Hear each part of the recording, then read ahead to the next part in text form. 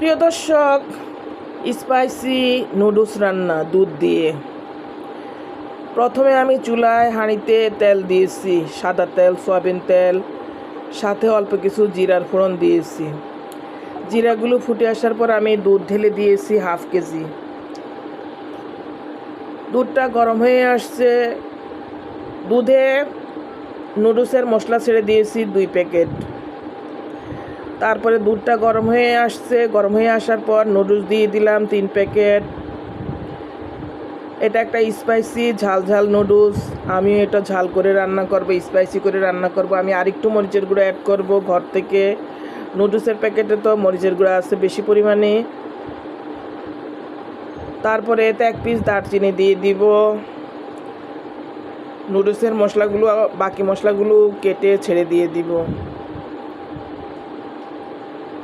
এভাবে দুধ দিয়ে আপনি নুডলস রান্না করে খেয়ে দেখবেন, এটা প্রচণ্ড টেস্ট হয়।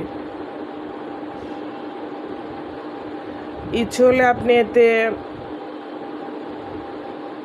সবজিও অ্যাড করতে পারেন। আমি পেঁয়াজের কলি কেটে রেখেছি, টমেটো কেটে রেখেছি। এগুলো অ্যাড করে নুডলসটা যখন সিদ্ধ হয়ে আসে অর্ধেক, ওই পর্যায়ে এগুলো অ্যাড করে নুডলসটা নাড়াচাড়া করে কিছুক্ষণ ঢেকে রাখবো।